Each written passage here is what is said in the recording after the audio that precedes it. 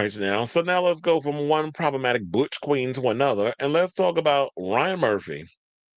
So Ed Gein is out. The series is what it is.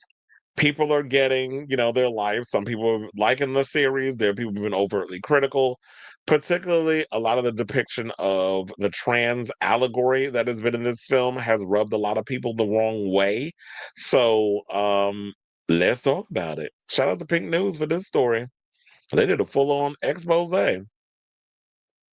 So, trans journalist Amelia Hansford criticizes the unnecessary trans themes in Monster, the Ed Gein story, and the creator's failure to understand their own message. There's a school of thought in psychology about the relationship between intention and impact. The idea is essentially that the intention of an action is less important than the impact. You may not have intended to verbally harm someone, but you did, and that's what matters. I believe this holds true when creating art. To its creator, intent drives the concept and its themes steering it towards its destination. To an outside observer, however, it doesn't matter who is behind the wheel. A car crash is still a car crash. Ryan Murphy, well, and we know Ryan Murphy definitely loves a car crash, which is why he had to put in that scene of Ed Gein, well, Charlie Hunnam is Ed Gein, looking at the camera saying, you can't look away. Because it's like he thrives in the whole car crash of it all. Now Ryan Murphy made his intent clear when discussing Monster the Ed Gein story following the limited series' is released earlier this month. His intent was clear that when explaining that the horror series asks its viewers to question whether monsters are born or bred, and that he wanted to use serial killer Ed Gein's story to spark a conversation around mental illness. His intent was especially clear when he expressed the importance of dissuading these spurious rumors around Ed Gein's gender identity. Because it comes to the point where it kind of makes you think. And it looked like because of the Christine Jorgensen stuff that he was bringing into the show, it kind of made it seem like he was entertaining the idea that he could have possibly have been trans. We have cross-dressers, we have transvestites, and you have transsexuals. There's different versions of you know, um, when you have those kind of, those different there's different status for those different situations. And it kind of makes you wonder because he was born in the early 1900s. He started doing his crazy stuff in the 40s. So would he have been considered transgender at that time? I just think it was just a lot of things that were at play there. So a lot of times when you were equating this, especially when we're in sensitive times regarding trans people and representation and politics, being, trans in politics and this current administration, the execution of the way you were trying to make that juxtaposition between Ed Gein and his feelings about gender and his gynophilia, that sort of thing. I feel like it did come across a bit transphobic, and especially in a time where we just had India Moore drag him online over the fact that he's been radio silent regarding a lot of the transphobia coming from the current administration. But you went and did a whole show called Pose, and then Angelica Ross got dragged into it and had to weigh in on her own show on YouTube. So, Monster the Ed Gein story, rather than distancing itself from the deeply problematic and misinformed depictions of Ed Gein as a trans fanatical crossdresser, revels in it by having him obsessively dress in women's clothes and skin, wearing lingerie and a mask constructed of the skin of a dead woman as he pleasures himself. And then it was one point where it was like he had like the full breastplate situation. It was just crazy with the way that excuse me, there was a lot of stuff that was in there. I was just like, visually it looks cool, but where are we getting at with this? It's these active engagements with such harmful narratives, bereft of nuance or self awareness, that makes the completely imagined scene between Ed and trans actress Christine Jorgensen both cringeworthy and deeply, deeply offensive. In episode 7, Ham Radio, Ed uses an imaginary ham radio to speak directly with the people he obsesses over. In reality, he is speaking to his psychologist who has taken the role of those he is speaking with. One of them is trans actress Christine Jorgensen, who became the first person to undergo sex reassignment surgery. During the conversation, Ed likens himself to Christine, saying he identifies with her and thinks he may be transgender himself. It then cuts, and I'm not joking here, to Ed lying on bed and wearing the skin of a woman, placing a sliced off vulva under a pair of women's panties and looking at himself in the mirror in euphoria. Christine then confronts Ed in what is supposed to be a watershed moment, telling him that he is not trans, but is more likely gynophilic, meaning the transsexual is really the perpetrator of violence. Mr. Gein, we are far more likely to be a victim of to be victims of violence. Let's chill. Now, I'm sure that there was nobody who was transgender that had a hand in helping out with coming up with these ideologies in the script. Didn't Ian Brennan write majority of the scripts? And Ryan Murphy was a producer. So the writer goes on to say, let's make one thing clear before I delve into just how repugnant this is. There is no evidence to suggest Ed Gein was obsessed with Christine Jorgensen. Some reports claimed he had newspaper clippings about her alongside materials about anatomy and gender identity, but that does not determine an obsession with her specifically.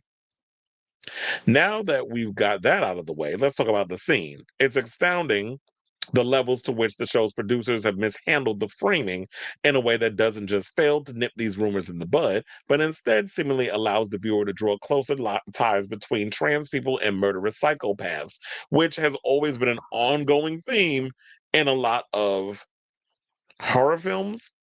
Like when you look at things like Dress to Kill, and so many other things. They've always had this thing where y'all made it seem like that men who cross dress or like these serial killers, whatever the case is. There's a whole little allegory about it, like whole documentaries and things where they kind of tackle that. How are we meant to read this other than Ed speaking of what he believes he should be? The way they both sit at this fictional ham radio, positioned similarly as though they are reflections of one another. There's even a split screen showing the pair looking at each other directly. And then there's a skin suit segment. This one makes my blood boil. Self discovery as a trans woman is an embarrassing, emotional, vulnerable thing, and a key part of that is the moment we experiment with gender presentation. You sit there alone in your room, close to tears, as you try on the cheap clothes you brought online with a million deafening thoughts racing through your mind. And then, in a deeply personal moment, you see yourself in the reflection. It's not perfect, but it's you. It's finally you. Ryan Murphy and Ian Brennan took the moment and spat on it. Like their subject, they carved it away from us, morphing and stitching it into the unrecognizable thing which serves only to satisfy their bleak intentions. Well done, Ryan and Ian. You're taking something that was precious and ours and turn it into another thing for apathetic gawkers to cringe at. Even in its attempts to confront Ed's misinformed feelings, the producers fail. You could argue that this is addressing reality by coming face to face with gender dysphoria truly is.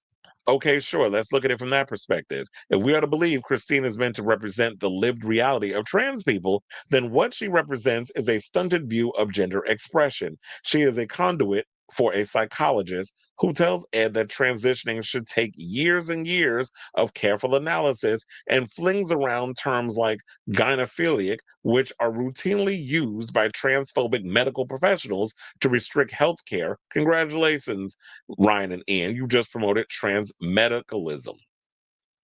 This is why intention means nothing in art. Ryan Murphy can repeat his intentions all day long. He could start up a podcast where he repeats his intentions over and over and over again. But Ryan is not there when viewers are consuming his art. He can only speak to them through his creation. If his intention was to truly make the distinction between trans people and the violence people spuriously pretend, I was like, I had to open up my phone for a second. Then he has failed. He has failed at a time when right wing actors are pushing deeply hateful conspiracies about so called trans extremism. Rather than put out the fire of transphobia, he has thrown more kindling on the pile. And to be honest, I have the 1,000% agree. I was like, do you feel like they overreacting?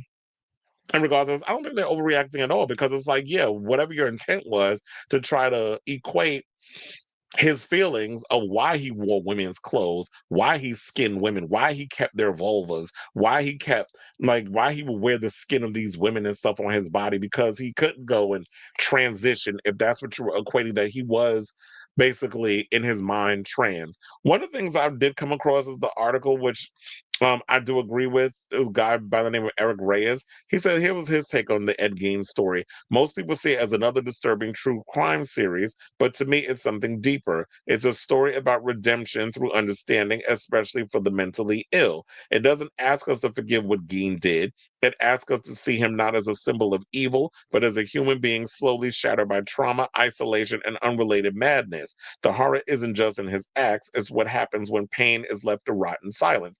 And I think the reason why I gravitated toward this comment because I feel like that's what the exploration of Ed Gein is more about. The whatever it was that he was going through with wearing the women's clothes, that's another deeper situation. But I feel like what played into that, maybe there were feelings there, but I do feel like that it was the untreated madness, the trauma, the isolation, especially stemming from his mother who kept them all confined, him and his brother confined in the house. The brother broke free. He was like, I don't want to be part of this religious crazy lady rhetoric, and I want to go off and live my life.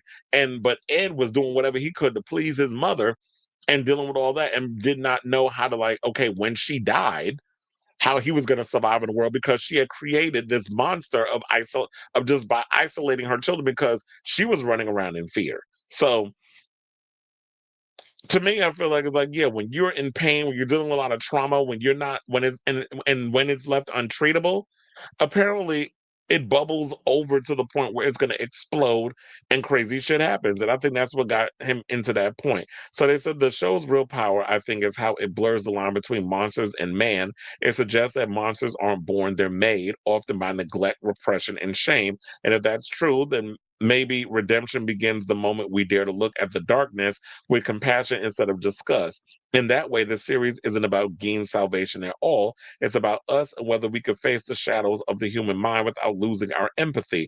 I cried for myself at the end of the series, but I also cried for Ed Gein, the mentally ill human being. So yeah, he was mentally ill and all that other stuff.